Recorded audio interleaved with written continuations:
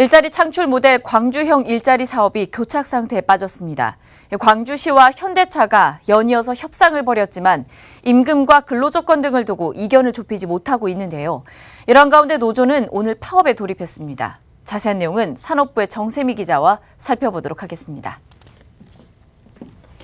네, 정 기자, 먼저 광주형 일자리 사업부터 살펴보도록 하겠습니다. 어떤 내용입니까? 네, 간단히 말하면 반값 연봉을 지급하는 대신 그만큼의 일자리를 창출하는 사업입니다. 네. 광주시와 현대차가 7천억 원을 투입해 빅그리 산업단지 내 62만 8천 제곱미터 부지에 연간 10만 대 차량을 양산하는 합작 법인을 설립하는데요. 실현이 될 경우 간접 고용까지 더해 최대 12,000명의 일자리 창출이 가능할 것으로 보입니다.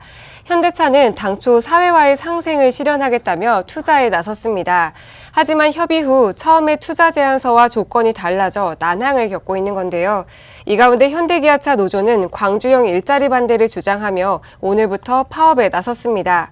오전 근무조가 오후 1시 30분부터, 오후 근무조가 오후 10시 30분부터 각각 2시간 파업에 돌입합니다. 실적이라는 부분들이 안 좋게 나온 것은 예를 들면 전반적으로 자동차 산업 경기들이 안 좋잖아요. 전 세계가 그건 동일한 경향성을 보이고 있고 우리 조합원들의 고용에 중대한 영향을 끼치는 사안들이 있기 때문에 반대하고 저지하는 것들 주요하게 그 이슈로 의제로 내걸고 있습니다. 네, 그러니까 광주시와 현대차 그리고 노조 등 이 이해 당사자들의 대립이 커지고 있는 상황인 것 같은데 일단 광주시와 현대차부터 짚어보도록 하겠습니다. 어떤 부분에서 이견이 나타나고 있습니까? 네, 우선 임금에서 입장 차이가 있습니다. 현대차는 당초 제안대로 주 44시간에 연봉 3,500만 원을 요구하고 있는데 광주시와 노동계는 주 40시간 근로원칙 반영을 주장하고 있습니다. 또한 현대차는 5년간 임금 유예를 주장했지만 광주시는 조항 삭제를 요구하고 있습니다.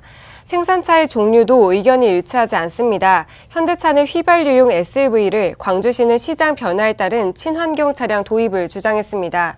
마지막으로 광주시는 노동자 이사제 도입을 협상안으로 내걸었는데요. 현대차로서는 근로자 파업 등의 가능성 때문에 이 부분이 부담으로 작용한 것으로 보입니다. 광주시나 정부의 입장은 어떻습니까? 네, 광주시는 시대적인 사명을 내세워 합의를 촉구하고 있습니다. 이용섭 시장은 지난 19일 광주시의회 본회의에서 광주형 일자리는 광주 청년들의 일자리 창출을 위해 시작했지만 이제 대한민국의 미래가 달린 중차대한 과제라며 사업을 반드시 성공시키기 위해 시대적 사명감으로 최선을 다하겠다고 강조했습니다. 네, 마지막으로 현대차 입장을 좀 살펴보도록 하겠습니다. 현대차 입장은 어떻습니까? 네, 현대차는 말 그대로 진퇴양난의 상황입니다. 올해 3분기 영업이익이 지난해 대비 급감한 데다 노조의 파업까지 더해지며 우려가 커지고 있는데요. 여기에 국회 내년 예산안 심사 법정 기한이 2주 앞까지 다가온 상황입니다. 전문가는 자동차 산업의 미래를 위해 시일 내에 합의를 도출해야 한다고 조언했습니다.